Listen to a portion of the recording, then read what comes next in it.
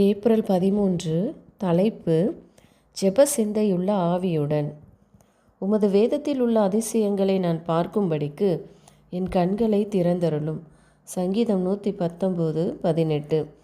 கற்றறிந்த மனிதர்கள் மறைபொருள் என்றுரைத்து முக்கியமற்றது என்று கடந்து செல்லக்கூடிய வேதத்தின் அநேக பகுதிகள் கிறிஸ்துவின் பள்ளியில் கற்பிக்கப்பட்டவனுக்கு முழுவதும் ஆறுதலாகவும் அறிவுரையாகவும் இருக்கின்றன.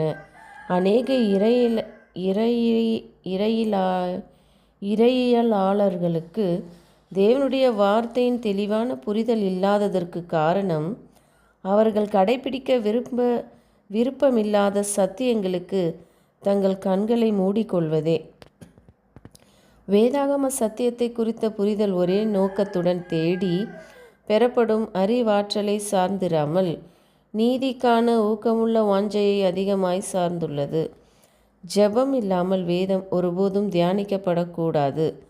எளிதாக புரிந்து கொள்ளக்கூடிய காரியங்களின் முக்கியத்துவத்தை உணரவும் புரிந்து கொள்வதற்கு கடினமான சத்தியங்களை திரித்து கூறுவதிலிருந்து நம்மை தடை செய்யவும் பரிசுத்த ஆவியானவர் மட்டுமே நமக்கு உதவ முடியும்.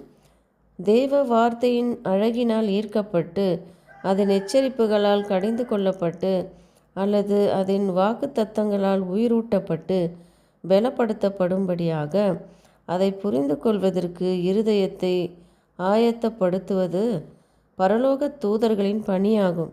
உமது வேதத்தில் உள்ள அதிசயங்களை நான் பார்க்கும்படிக்கு என் கண்களை திறந்தருளும் என்ற சங்கீதக்காரனுடைய விண்ணப்பத்தை நாம் நம்மதாக்கி கொள்ள வேண்டும். சோதனைகள் பெரும்பாலும் எதிர்க்கப்பட முடியாததாகி போகின்றன. ஏனெனில் சோதிக்கப்பட்டவன் ஜெபத்தையும் வேத வாசிப்பையும் அசட்டை செய்வதன் மூலம் தேவனுடைய வாக்குத்தத்தங்களை உடனே ஞாபகத்திற்கு கொண்டு வர முடியாமலும் வேதத்தின் ஆயுதங்களை கொண்டு சாத்தானை சந்திக்க முடியாமலும் போகிறது. ஆனால் தெய்வீக காரியங்களை கற்றுக்கொள்ள ஆர்வத்தோடு இருக்கிறவர்களை சுற்றிலும் தூதர்கள் சூழ்ந்திருக்கிறார்கள். மிகவும் அவசியமான நேரத்தில் தேவைப்படும் சத்தியங்களை தூதர்கள் அவர்களுடைய நினைவிற்கு கொண்டு வருவார்கள். இவ்வாறு வெள்ளம் போல் சத்ரு வரும்போது கர்த்தருடைய ஆவியானவர் அவனுக்கு விரோதமாய் கொடியேற்றுவார். என் நாமத்தினாலே பிதா அனுப்ப போகிற பரிசுத்த ஆவியாகிய தேற்றரவாளனே எல்லாவற்றையும் உங்களுக்கு போதித்து நான் உங்களுக்கு சொன்ன எல்லாவற்றையும் உங்களுக்கு நினைப்பூட்டுவார் என்று இயேசு தமது சீஷர்களுக்கு வாக்குரைத்தார்.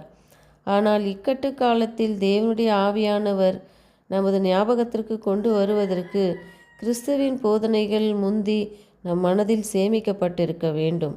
நான் உமக்கு விரோதமாய் பாவம் செய்யாதபடிக்கு உமது வாக்கை என் இருதயத்தில் வைத்தேன் என்று தாவீது கூறினார். ஆமேன்.